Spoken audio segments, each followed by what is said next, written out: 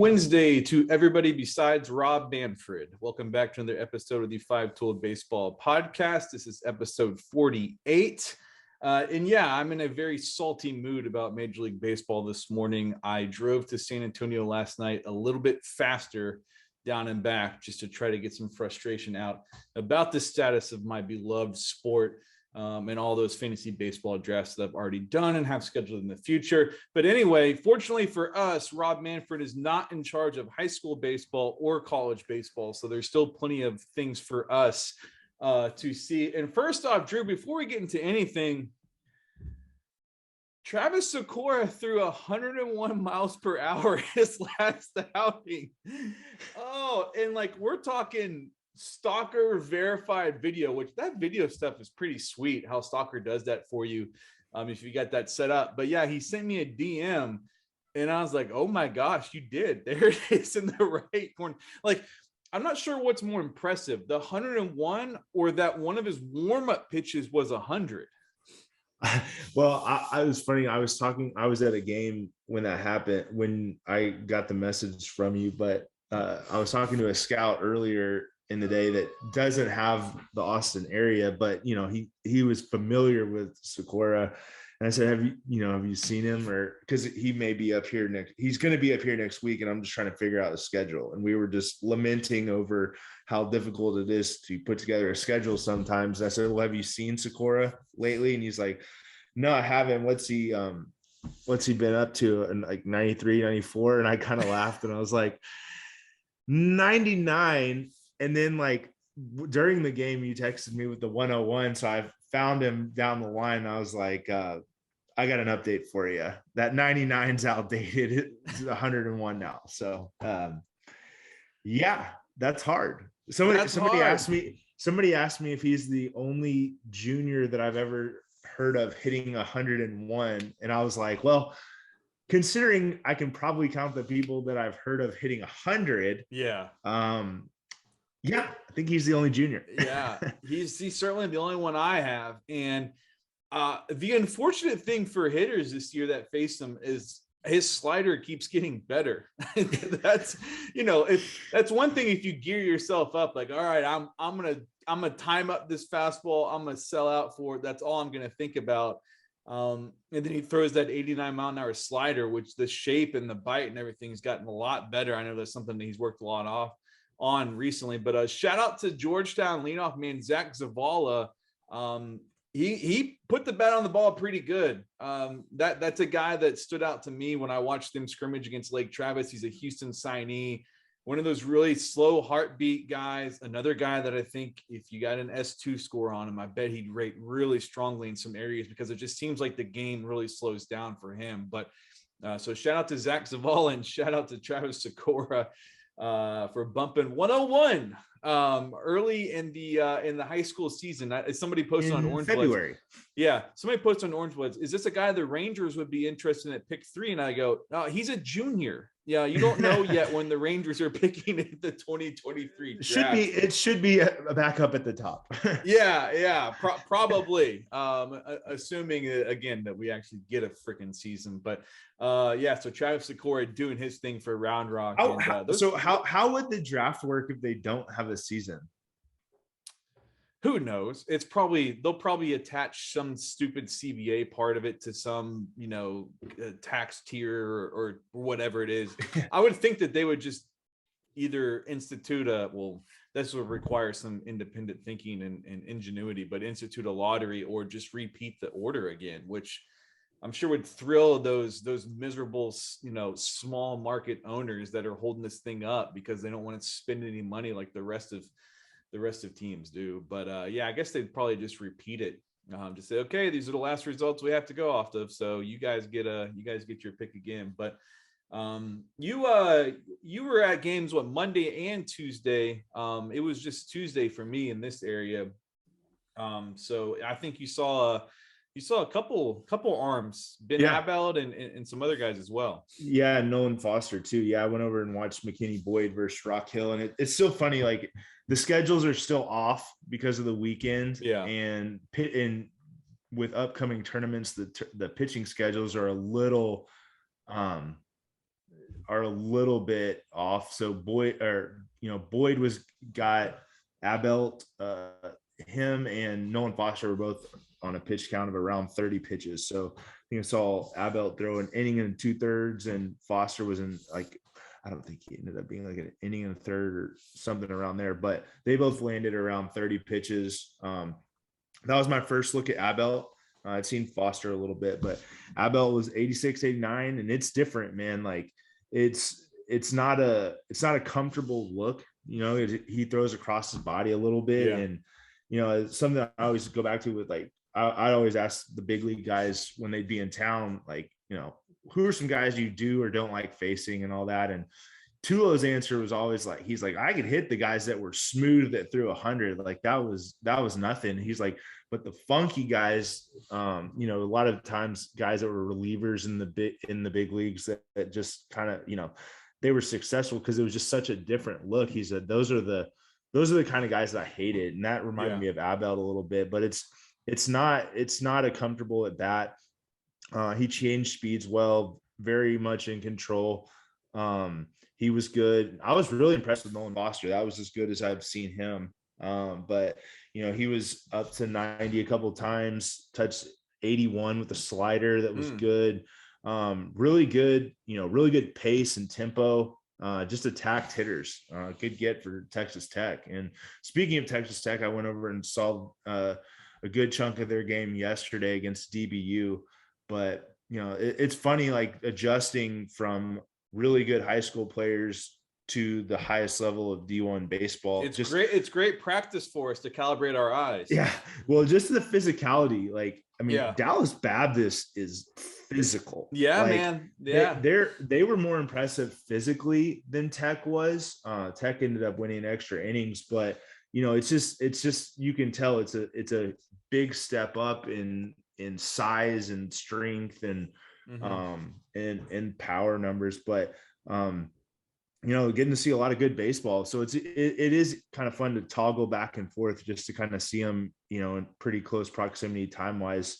But the quality of baseball in this area at the highest levels, I mean, it's good. And you can see some of these kids being inserted into some of those lineups or getting some innings on the mound pretty quick. But yeah, it was Brenner had a walk in the stolen base for Rock Hill.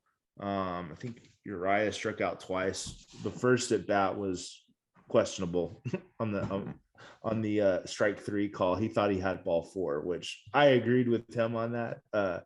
But it was a good pitch either way. Strike, not so much probably. Yeah. But sometimes those guys that have good strike zone awareness in high school, it works against them sometimes. Yes. But man, another cool field. I like the McKinney Boyd setup. Kind of like a bowl feel. But nice turf field. Good video. There we go. We're checking our boxes now, what we look for. Yeah, but I'm excited. Hopefully the weather holds up for this weekend, because my schedule is packed. I've got 4 games in 3 different venues on Thursday. Got half of my day scheduled for Friday, waiting on some pitching for some potential Friday night games. And then I got 5 games on Saturday. Whoa. Yeah. So I'm trying to make all it in the same spot. No, I might get kind of lucky because all the games at Rockwall got pushed back an hour and a half on Saturday. So I'm going to start early, all the way across town to see Chisholm Trail versus Argyle at 9 a.m. Ooh, okay. I should get back for part of the Keller San Marcos game, and then I'll see the remaining 3 full games at Rockwall. So I'll see Rockwall versus San Marcos, Keller versus Frisco Wakeland, and Rockwall versus Frisco Wakeland. So some really good teams. I'm excited. Yeah. I'll see Alito in Rockwall and Eaton on Friday. I'll get to see Bridgeland and there you go. South Lake Wiley on Thursday, and then Arlington Martin versus Flower Mound Marcus. So we'll get to start my weekend off with Max Grubbs going against Flower Mound Marcus, who's fresh off that trip to California last week. So yeah, that'll be a lot of big names on that list for sure. I'll be curious to hear what you think about Keller, since I just saw them as well, although it was 30 degrees, but they put it on San Antonio Johnson pretty good. And that's who I saw last night against Clark, with Anthony Silva and those guys. And it's crazy to hear you talk about Ben Abbott and Nolan Foster and pitch counts. And then like the flip side of that is San Antonio, this is already their second district game. So these guys have had to be geared up. They've played more scrimmages ahead of the season. Their pitchers are at a different point than a lot of those Dallas pitchers are. And I went down there because I wanted to see Mason Bixby against Clark, because Clark's got, Anthony Silva, his brother Jacob Silva, who's a sophomore catcher. Cole Kinnison, who's in that lineup as well, can swing it pretty good. I mean, it's a good team in San Antonio, and I just wanted to see Bixby because I'd heard so much about him coming off of area code in the summer. He didn't disappoint. He threw a complete game one hitter. The one hit was Jacob Silva hit a really hard ball, actually to the wall in right center field. But the San Antonio Johnson center fielder, I believe Caden Wallace is his name. Really strong throw in on the fly all the way to second base to hold him to a single. But Bixby was really good. I went into it thinking that I was going to see a lot of overpowering stuff, and you kind of scatter it around control wise. And I didn't see the complete opposite, but I came away impressed with how he pitched. He touched 94 early on. He was 91 and 93 for about the first 3 innings. He touched 94 in the second inning. But I don't think the guy broke a sweat the whole game. Great tempo, methodical in a good way. Was just in total control of what was going on. Everything was down in the zone. A lot of stuff down. Fastballs down. The slider played off of it down. He threw some changeups early on. He actually threw a right-on-right changeup to get a swing and miss early on in the game. But once he found the slider feel, he started throwing backwards with the slider early in counts to keep guys off the fastball. When it was a little bit, when he threw it about 84, 85 early, but when it was 82, 83, had a little bit better shape and bite, started to get some swings and misses. But I was extremely impressed. He's a tough look for hitters because I think he's like 6'6" or 6'7", long limbs, kind of a crossfire look, one of those crossfire looks to where he's got that kind of that torso turn to where he kind of shows you the numbers a little bit. And then he comes at you with those long arms. And there's some definite fastball life in there. It wasn't, I think coming out of area code, some people kind of made it seem like it was like this mythical pitch that it was like an invisible ball. It definitely had a lot of life, and it's definitely got some shape to it. But really, I was impressed with, he got into a groove and he started moving the fastball around a little bit. He had feel for executing the slider down in the zone. He even threw that pitch, he front doored that to a righty late in the game. He got a swing and miss on a changeup in the 7th inning against a lefty hitter. Like it was some big time stuff. And I think that there's just so much more that can still to come for him in terms of stuff and velocity and things like that. I think that that's going to be a guy that as he matures and gets stronger, I think as a senior, you're going to be talking about a guy that's probably sitting comfortably, 93, 95, 93, 96. But just with for a guy his size to have that type of effort to where you don't really notice it that much, I think is a really positive thing about his outlook. But he worked from the stretch exclusively, which I think is probably something that he's adjusted to, that he knows helps him control wise. But and he was in total control, and there wasn't really much hard contact. There was a lot of contact. He struck out 5 guys, but it was often because he was getting ahead in the count, and he's just such a tough guy to pick up that they just weren't barreling him. So really impressive stuff from him. That San Antonio Johnson team's good. I knew I caught them on a bad day when Keller was up 10-0 in the 4th inning when I had to leave and go see Jalen Flores. They're a solid club, man. And Ryan Farber, that dude's a player. Made some really good plays at shortstop. Had a really hard base hit, put the ball in play a lot. Got a great baseball clock and mind on the field. He's a player. I'm not sure who's recruiting him. His dad told me his dad actually was the former head coach at St. Edwards a long, long time ago, and actually helps the Alamo Drillers now. His dad said his SAT score, I believe, is like 1420. So this is a really high academic kid as well. And I'm telling you, man, if I'm a UTSA, a Texas State, or I'm one of these big D1s that, Incarnate Word. Yeah, can get academic money to kids and stack it, I'm all over this kid. I think he's a player. I think he's a future leader in a program. You can tell he's another one of those top step kind of guys. You can see the way he moves around the field like that, but really impressed with him. And then Case and Cunningham again. I've seen them twice, DH both times, and partially because Farber plays short, and then they have another veteran that plays second base. He can hit, man. I think it's going to be future plus hit. I really do.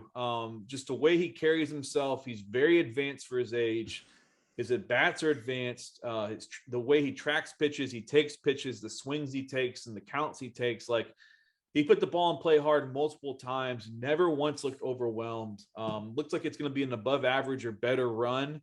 One of those guys that gets on base, great secondary leads, kind of always looking for an opportunity to take an extra base and kind of put some pressure on the defense.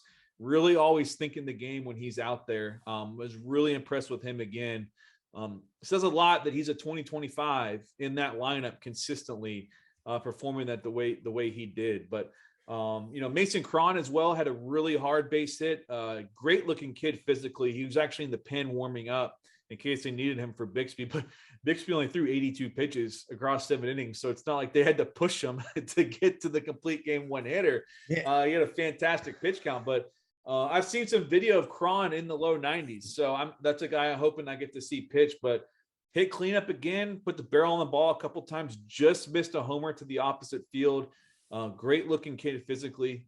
That's a fun San Antonio Johnson team. And I got to see Jake Neely come in again for San Antonio Clark. He came in from the bullpen. I think he came in cold from first base, which, I mean, it's high school baseball, but it's harder to evaluate those guys when they come in like that. And I could tell he was constantly kind of stretching with his shoulders and stuff, trying to get loose.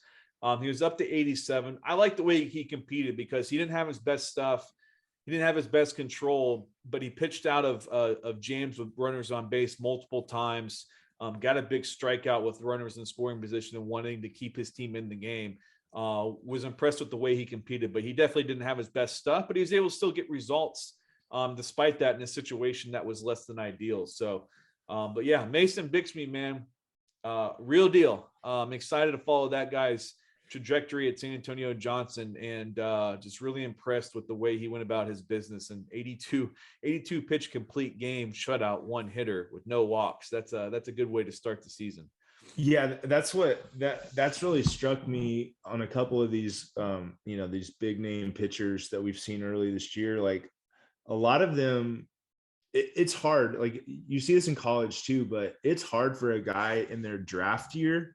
And I know Bixby's a junior, but it's hard in your draft year to go out and pitch just like a veteran, just, pitch to contact, they may not make contact, but having an efficient outing, keeping those pitch counts down. Cause a lot of times, there's a handful of scouts in the stands. You may be trying to rack up strikeouts. Yeah. The best I've ever seen do it at the college level was Taylor Youngman. His junior year, I mean, he'd have 80 and 90 pitch complete games at the college level. He was the beat reporter's dream. We were out there in 2 hours every Friday. Absolutely. Yeah. Get home for a normal dinner on Friday night. But at the same time, like, if somebody got in scoring position, the stuff ramped up a little bit. Yeah. And I feel like we've seen that already from a couple big name guys. Lucas Davenport was like that. Just threw a lot of fastballs. Throw it until they can hit it. Make them prove that they need to see something else. But it sounds like that's what Bixby did. I think Lucas was at like 64 pitches through 5 innings the other day when he got pulled. Yeah, like that'll work. Yeah. And but it's going to be interesting. I'm excited to see what next year. There's some questions of how many, if any, guys in Texas this year will be first rounders. I think there'll end up being some if Shores keeps progressing and Cole Phillips keeps doing what he's doing, and Jet will have a chance to get in the Mhm. first round also. But I mean, you think about next year, looking forward to 23, you're talking Bixby, you're talking Blake Mitchell, you're talking Sakura, obviously. And then shoot, if TJ Pompey wants to be a pitcher, I mean, like there's some big name guys that are going to be at the top of the draft next year from Texas. So that's exciting to see, and there'll be people that pop up in between now and then too. I mean, like we've seen the jump that Cole Phillips had, right. And he was already good. And now he's bumping 100, knocking on the door of it at least. And so it's going to be interesting for sure. I'm excited. I want to see those Johnson guys play. I remember when we were going through the 2023 top 55, and somebody had mentioned to you that Bixby might end up being the best guy, or it wouldn't surprise you, right, if he ended up taking that spot in time. But so that just kind of speaks to the level of the high, top tier guys in the state. But we're gonna get to see a lot of talent over the next couple of weeks. These tournaments, knock on wood, pray to the weather gods to take care of us. But it's gonna be fun. It's gonna be fun. I'm looking forward to it. I'm gonna be pack my schedule this weekend. I'm gonna miss Tuesday's games from Disneyworld. nice. We're taking Coy to Disneyworld for his You're first. smart. You're going when it's not hot. The last time I went to Disney World was July, and it was miserable. Yeah, well, Coy's never been, obviously, and Mary, my wife, has never been either. So that'll be fun. He's obsessed with Mickey right now, so we're catching that at a good time. He had to take his backup Mickey to daycare today. So okay. But he was, I think, apparently he was a wild man yesterday, and they asked us to send Mickey with him. hopefully calm him down today if that becomes an issue. But I feel like not to sidetrack us too much, but I feel like our kids are at the point where there are some days where they're just they're approaching those terrible twos. Yes. Or whatever. Yes. Whatever it's rapidly approaching, and I can certainly tell for sure. And then when we drop them off, like our teacher, like Jack's teacher is like, yeah, they're kind of all going through this right now. And we dropped them off yesterday, and there's already a kid on the floor yelling at 8 a.m. It's like, oh man, yeah, they're going through it right now. But yeah, I bet y'all spend a lot of time at Epcot, because that's probably we're going Animal Kingdom one day and Magic Kingdom the other. We're only doing 2 days in the park, so yeah. Are you a roller coaster guy? I know it's no shot. No. Oh man, I was gonna say Animal Kingdom has like one of my favorite ones. Mary's been going through all the we used a travel planner to like tell us which rides to go on when, and the fast pass. No, fast pass doesn't exist. It's called a magic pass. Okay. Genie pass. Oh, Genie now. Okay. Plus or something. So rebranding. But yeah, so pray for me. I will be in Disney, but we'll get back Wednesday and jump right back into the tournament scene next week. Yeah, fortunately, you'll have a lot of, you won't lack options of things to do. That's what sometimes I feel bad on the weekends when I'm here and it's, like when it's 30 degrees outside. It's like, sorry, Jack, this is about all we can do is all your toys and books in the house and everything else. But yeah, I'm planning to. I know for sure I'm going Thursday to Brenham because Lake Creek is playing there. And Shane Sadal is pitching the first game at 9:30 against Episcopal. I know Episcopal has a couple of young players that I'm looking forward to seeing. And then Jackson Wilkerson, 2023 commit for Baylor, is pitching the second game right after that. So it works out perfectly. You get to see both of those guys. And Wilkerson it's beautiful when that happens. Yes, it's such a great thing. Yeah, when you can actually get a rotation early and they work out like that, and it's just you don't have to trek around or whatever. It's great. But Wilkerson was a fall kind of helium guy, and Baylor jumped on him, and sounds like he's he's had some big velocity numbers in the past. And another one of those lefties that's kind of got a little bit of a unique look to him as well. So, and Lake Creek's really good. Samson Pugh. I mean, they've got a lot of guys on that team. And that Brenham tournament should be pretty good. I don't know where I'm going to end up. Hair Friday. Guy. Samson's one of our hair guys. He is a hair guy. Yeah, I forgot about that. He is a hair guy. Another uncommitted 23 that I think is going to make somebody very, very happy whenever he eventually picks a home. So yeah, I'll see those guys on Thursday. Don't know what Friday entails yet. And if I'll try to swing a Houston trip and go to Minute Maid and see that college classic a little bit. Some big time matchups down there. Something's got to give between Texas and LSU and Tennessee with all those runs that LSU and Tennessee have been scoring, and then the Texas pitching staff as well. So that certainly would be a fun environment. You always see a bunch of future pros in there that are fun to see. Man, I mean, you talk about, there's some big name guys there this weekend. Some big time velocity. There's gonna be a couple guys that hit triple digits there this weekend, at least one for sure. From Tennessee, but it's funny because all the I've noticed that there's a lot of the high level scouting guys, so not just the area guys, but scouting directors, regional cross checkers that are going to be in the Dallas area Thursday. They're going to see guys like Jet play, but then they're on their way to Minute Maid on Friday. So it'll be a busy weekend in Texas for baseball. Yes. This is a money-making weekend for a lot of guys. I remember when Ty Madden had that just unbelievable performance at Houston. It worked out great for him because there were a lot of guys that were in town to see Minute Maid where like, hey, let's go see Ty Madden throw. And the Friday night game, I can't remember who it was, but the Friday game last year wasn't like the headliner. So there was a bunch of people in the stands for that game, more scouts than fans because it was pretty cold that night too. Yeah, it was. But Ty was throwing some invisibles.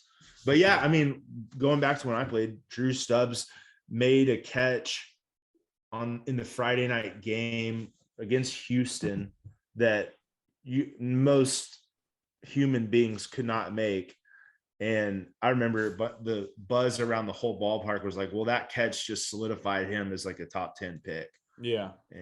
But it's funny stuff like that can do that. But when you do something that other people can't do, it stands out. So timing's everything. Timing is everything. Like I remember Simeon Woods Richardson, like I think it was maybe around that time or something was going on where there's a lot of big time scouting guys in Houston and they saw him and he was like the best he's ever been. It's like, well, he's gonna get drafted. Because I mean, it's just like if you perform extremely well, like in front of the right people, that's what matters. And I think that's what Jet Williams is doing right now. I think that's what he's going to continue to do. That's what Cole Phillips is doing right now. Chase Shores sounds like he's kind of doing that right now as well. I mean, I'm hoping we get to see him at some point. But I mean, you perform in front of the right people at the right time. It can certainly go a long, long way. And shout out to Mason Bixby. He performed in front of me at the right time. Thanks to him for a complete game one hit shutout. That was nice to see for sure. But exciting times, and hopefully Friday I get to make my way to some more games. We're looking forward to seeing Lake Creek and Brenham and checking a lot of these guys off the list for sure. And I feel like every time we go somewhere, we're seeing somebody, whether it's a senior kind of moving up or a young guy to get excited about. I mean, there's a lot of great baseball being played everywhere, except at the major league level. So, but enough about that. But let's wrap this thing up. So we probably won't talk to you until post Disneyworld, right? If I make it back. Yeah. We're gonna have to get a fingers crossed. We'll have to get a full. Oh, I meant to say I did some. I'm gonna have to post these today at some point, but I did some 5-tool foodies work yesterday. Don't forget, I'm gonna get that warrior dog tomorrow. Yeah, there you go. So I was bummed. It kind of speaks to my luck, but I found this great coffee shop and I was fired up about it, and they're closed on Tuesday. So I was like, great. So I found another one kind of nearby because like I try to just avoid Starbucks if I can. But San Antonio is just a lot of Starbucks, a lot of Dunkin' Donuts. And I found this little truck near Northside's facility, about 10 minutes away, called the Tuxedo Cat Coffee. Tuxedo Cat. Yeah. And Okay. shout out to them. I enjoyed it. And they did something unique that I've never had before. Something they make is a half iced coffee, half iced latte. I was like, I'll try it. Sounds like something I would enjoy. So it was good. She was very appreciative of.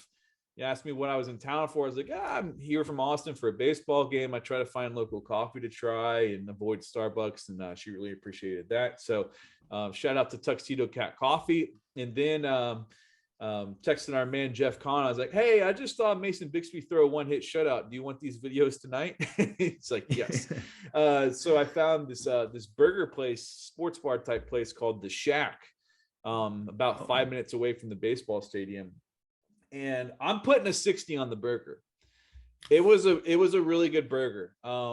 It's one of those buns. For those that don't know, 60 on an 80 scale. It's plus, yeah, 20. We're looking 20-80 sliding scale here. We're going 60. So this is a plus burger. And it had one of those buns to where it just kind of melts in your mouth when you eat it and you don't really recognize the bun. And I've tried to get in a really good habit of like not overeating. So like I almost undereat a lot now because I found it helps like keep my weight off. And like I was like halfway through that burger in like 30 seconds. I felt like Drew at the table. I mean, I was just crushing this thing. I didn't even notice it. Like it was so good and the bun was just great. I think they kind of put like the butter glaze on the burger type thing on the bun. We got the bacon cheeseburger, add jalapenos. I'll get a little spice in there as well. Got the tots with it, and I'm glad I checked it out. It was a cool place. It's just in a little strip mall. Yeah. Cool setup. Endorse the burger, 60 burger. So, I've got no problem going back. Thanks for the reminder, because like right down the street from us, downtown Fate, which is like part of Rockwall, or right outside Rockwall, they just opened a new little food truck village. There you go. And there is one that moved. I had it when it was in Roy City, but it just moved over here. It's called Smoketown Barbecue, but okay. Smoke is spelled SMOAK. The owner played baseball. He's a year younger than us, I think, but he played baseball at Rowlett. On Wednesdays, so today, they have brisket burgers that I've had before. Whew. Yeah. And so I may go grab one of those for lunch. But also, big day in Rockwall yesterday. Opened H-E-B? A new grocery store. Well, it's like a clone of H-E-B. Like it's not. So fake H-E-B? Clone. It's called Fresh. It's an offshoot of Brookshire's. But we went there yesterday and it was crazy. Like it was wild. Like you couldn't find parking. You couldn't find parking. They have a bunch of little restaurants in the grocery store. So Mary got sushi. I had so kind of Central Market-ish. No, it's a lot like it's just a little bit smaller version of some of the big H-E-Bs. Okay. H-E-Bs, I would think. So they do have fresh tortillas, which I already ate a bag of. Butter or regular? So I would somewhere in between. They're not just normal tortillas, but they're not H-E-B butter tortillas, but they will be consumed often in high quantities in our household. Nice. Coy even he took one of them from me yesterday and ate the entire thing in like 30 seconds. So wonder where he gets that from. Yeah, he's my son. But yeah, no, they've got like right now, you know how we're funny about like all the different drinks I have. But so before this store opened, I had to go like we would go back and forth between Kroger and Tom Thumb because they have different stuff here, in different brands in Rockwall. And then like maybe once every other week, we would go to Central Market or Whole Foods and like stock up. But yeah, Fresh has all of our stuff. There you go. Koi's special little pouches that he loves. We've got all the weird drinks that we like. So big day for Rockwall groceries. So yeah, any time you can find a place it's closer. It is closer. Yeah, it's closer to our house. And you can do all your damage in one spot. Yeah. That's a big deal because if you're like me, I mean the headphones go in, the podcast comes on, and I might be in there for about 45 minutes just loading up everything we need for the week. Definitely have to block some time off for sure. So big day. So the Fresh and the upcoming Disneyworld trip. We'll see if you survive, and I'm expecting a full food report too. So I'm sure you guys will probably try to eat at the touristy, kid-friendly food places as well, for sure. We were picking out all, because you have to make like reservations for everything now. That's why we hired somebody to do all this and save us some time and stress. But like, they know that you don't want to leave the park, and for the most simple of items, we'll just say they're not cheap. So, I will give them credit though for this. Like, they are so extremely organized. Like, it just amazes me. Like, you can go buy something from one of their shops and, oh yeah, we'll package this for you. We'll wrap it. We'll send it to your room. And it's like, you go to your room later that day and it's already there. Like, it's like, they've got all like the bus system, like the passes, the reservations, like it's so apparently it's a machine. Apparently Ubers in Orlando are more often than not, like, there's a branch of them that you can pick ones that have car seats. Oh, wow. So, okay. Yeah. So like, that was a concern of ours that we found out about. And so that is now alleviated. So don't have to get a car and pay for that's the hotel stuff parking. To think about now is traveling with a car seat. Oh gosh. Yeah, it's like we gotta get. So he flies free, right? Since he's under 2.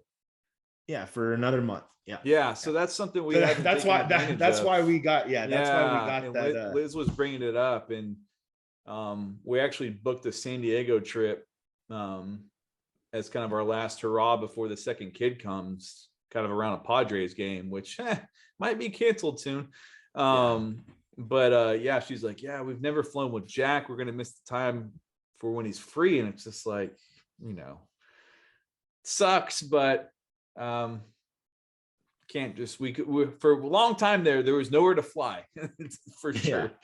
Didn't really have any opportunities to take advantage of that, but yeah, looking forward to that full report, assuming you survive Disney World. Yeah, next time I may be like doing this with like the lights off to like save money on our energy bill, and like where are y'all staying there? Like we're staying off. Got points. Okay, nice. JW Marriott. Oh, fancy. Bonnet Creek. Yeah, fancy. Yeah. So, well, all right. Enjoy Disney World. Enjoy the baseball this week. Fingers crossed we don't get screwed by the weather again. It definitely hammered me good. Bunch of teams I could have seen that didn't make the trip down there, but that's okay. We'll make it up. We'll definitely see some good guys this weekend, and maybe dip into the college game a little bit as well. It feels like we've already seen a lot already this week. So get the Podbean to check out all the podcasts. This is episode 48. Creeping up on not quite close yet, but we're getting there on about 15,000 downloads. So get the Podbean, hit that button to follow or subscribe. Get the Apple Podcasts and hit the subscribe button on there. And if you're enjoying it and you listen on Apple Podcasts, please rate and review. It really helps us kind of get out and get discovered and things like that. But tune in at Twitter, Instagram, Facebook, TikTok, the5tool.org. We're publishing a lot of written content on there as well. from when we go out and see all these games and have a couple of days to sit down and go back through all the notes and publish those and stuff like that. So we're everywhere. We're trying to make it easy on you to find us. So thank you for tuning in and listening. Good luck to Drew in Disney World. And until we talk to you all next time, take care.